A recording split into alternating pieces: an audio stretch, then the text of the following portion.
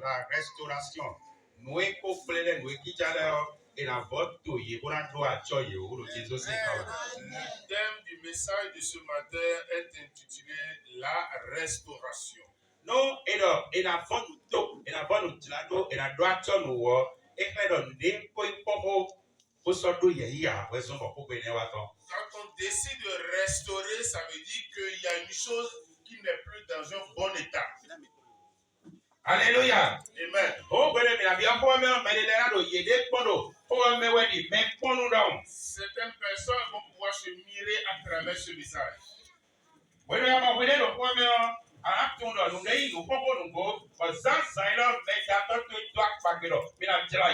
Tu vas comprendre qu'il y a des choses qui ont perdu leur valeur et ton Créateur a décidé de les restaurer ce matin.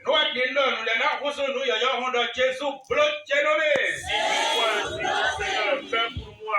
Amen. Amen.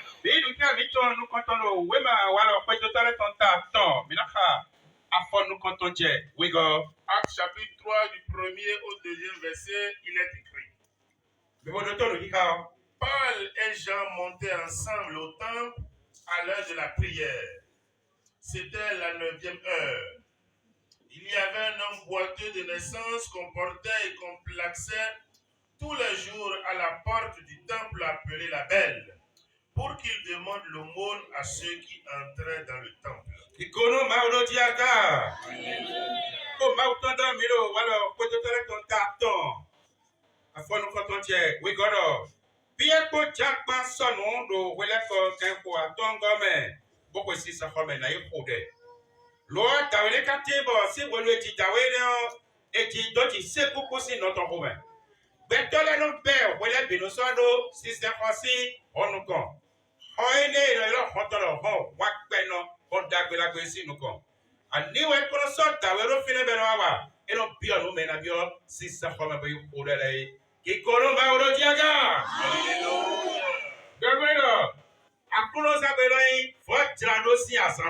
C'est bon jour de restauration ce matin.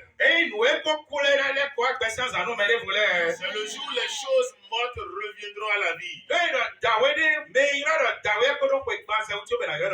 Quand on parle d'homme, c'est supposé un adulte la quarantaine.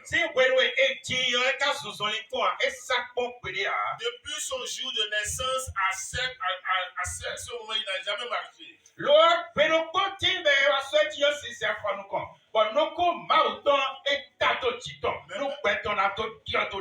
Un jour, comme on le plaçait devant la porte, l'œil de l'Éternel l'a vu favorablement.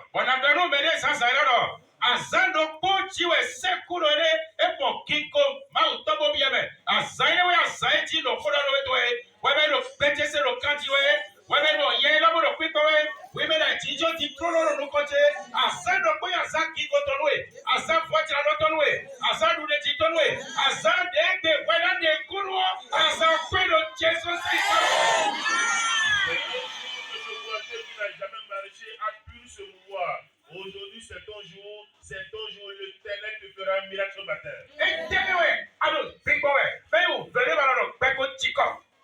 Quelle est cette activité que tu traverses et tu en as marre?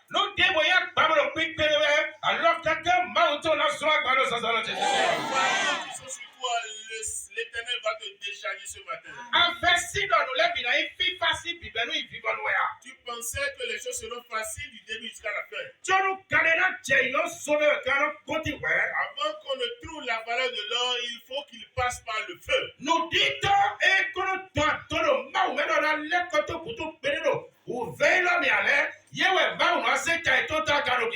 Seuls les chrétiens qui persévèrent retrouvent la gloire et l'élévation. Prenons l'exemple d'Abraham, notre père, dans la foi.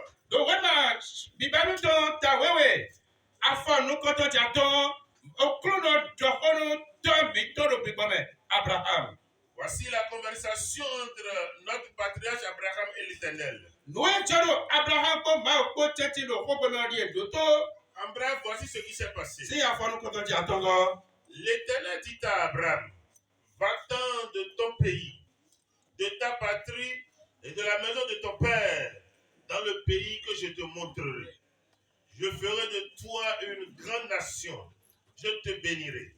Je rendrai ton nom grand et tu seras une source de bénédiction. Point.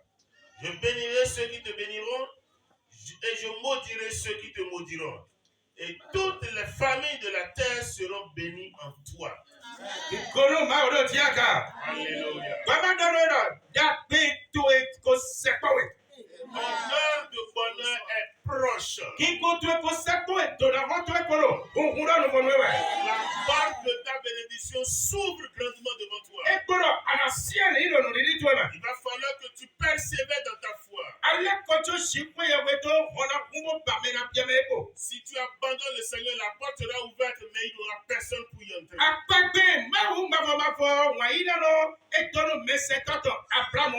Voici la promesse de Dieu à son bien-aimé Abraham.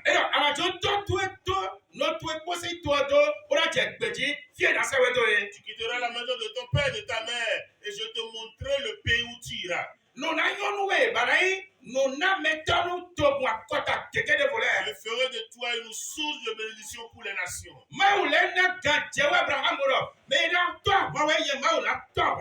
Dieu rassura Abraham en lui disant: je combattrai ceux qui te combattront. Je maudirai ceux qui te maudiront. De même, je bénirai ceux qui te béniront. Dieu a fait la promesse et l'a rassuré qu'il sera à ses côtés. Quand bien même Dieu a promis à Abraham de l'élever, il croyait que les choses iront de terre à terre. Mais l'ennemi s'est soulevé. Mais la fin a été une fin heureuse pour Abraham. Dans le pays de Canaan, Abraham était bien à l'aise.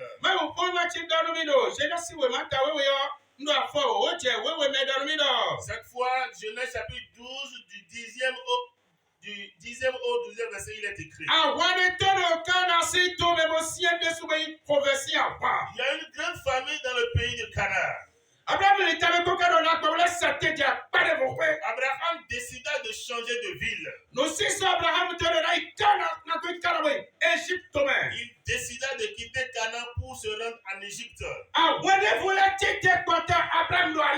Mais sur le chemin, il y a une autre guerre qui s'est levée. Voici le combat.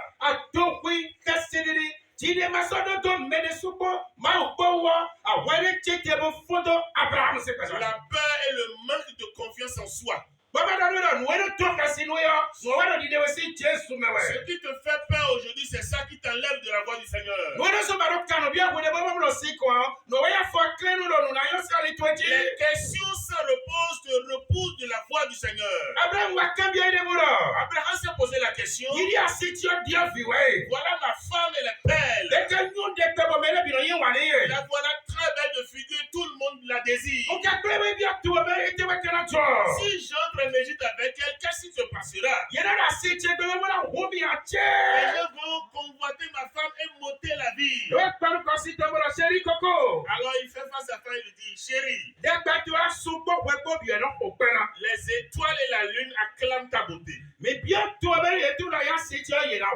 Si dans le pays les gens comprennent que tu es ma femme, ils vont me tuer.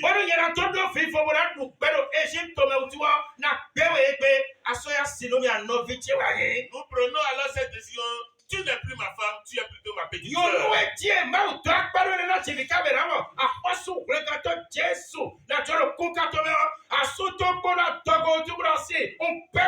La femme qui fera naître plus tard dans les générations où on verra Jésus, son mari l'a renié.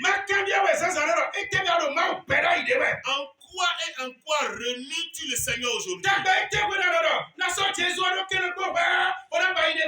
Devant quelle divinité tu dis: je mettrai